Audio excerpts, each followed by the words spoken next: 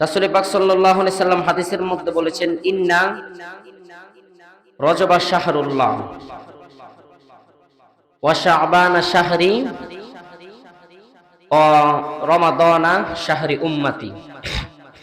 রাসূল পাক সাল্লাল্লাহু আলাইহি ওয়াসাল্লাম বলেছেন, রজব মাস হচ্ছে আল্লাহর মাস। কার মাস? আল্লাহর মাস, যেটা চলে গিয়েছে। তো আল্লাহর মাস রজব মাস, আল্লাহ পাক রব্বুল আলামিন তার নিজের মাস রজবের মাসে 26শে রজব দিবাগত রাত্রে তার নবী সাল্লাল্লাহু আলাইহি সাল্লামকে মেরাজ করিয়েছেন। জোরে বলুন সুবহানাল্লাহ। তো রজব মাস শেষ, এখন যে মাসটা চলতেছে এটা হচ্ছে আমার নবীর মাস। কার মাস? নবীর মাস। এই মাসের নাম হচ্ছে শাবান মাস। কি মাস? শাবান মাস। আপনারা ঈসা নবীর নাম শুনেছেন? ঈসা নবীর নাম শুনেছেন? আলামিন হযরত ঈসা আলাইহিস সালামকে ডাক দেয়া কয়, ও ঈসা, ও আমার পয়গম্বর, তোমার হাতের মধ্যে যে লাঠিটা আছে এই লাঠি দ্বারা তুমি পাথরের উপর আঘাত করো।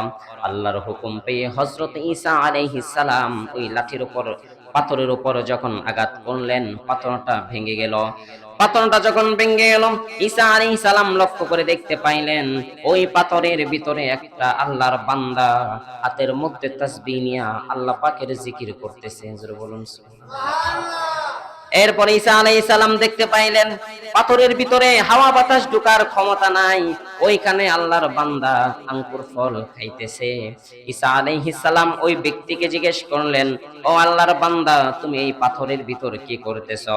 তখন আল্লাহর বান্দা উত্তর দেয়, ও আল্লাহর পয়গম্বর ঈসা আলাইহিস সালাম, আজ থেকে আরো 2000 বছর আগে আমি আল্লাহ পাক রব্বুল আলামিনকে বলেছিলাম, আল্লাহ, আমি তোমার ইবাদত করতে চাই, আমি তোমার ইবাদত করতে চাই।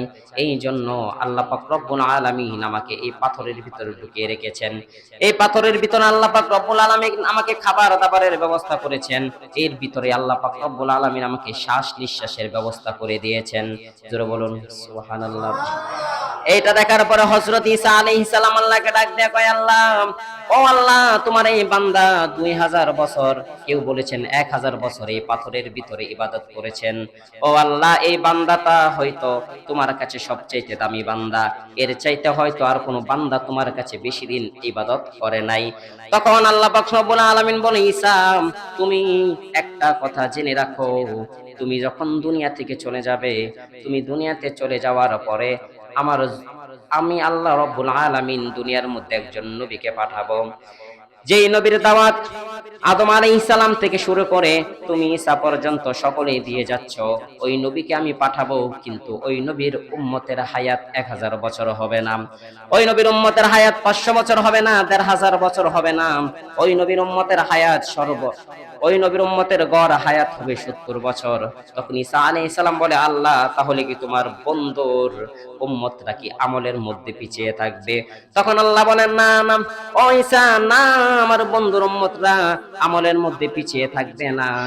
আমি তাদেরকে এমন একটা রাত দিব, যেই রাতে যদি আমার ওই বান্দারা 2 রাকাত নফল নামাজ পড়ে, আমি আল্লাহ তাদের আমল নামায় 1000 বছর ইবাদতের সওয়াব দিয়ে দিব। সুবহানাল্লাহ। সাহাবায়ে কেরাম প্রশ্ন করলো, ইয়া রাসূলুল্লাহ, ইয়া হাবিবাল্লাহ, নবী গো, ওই রাতটা কোন রাত? তখন আমার নবী হাদিসের মধ্যে বলেন, লাইলাতুল নিসফি মিন শাবান, শাবান মাসের অর্ধ রাত, তার মানে হচ্ছে 14 তারিখ দিবাগত রাত্রে, মানে ওই রাতটা হচ্ছে শবে বরাতের রাত। জোরে জোরে বলুন সুবহানাল্লাহ।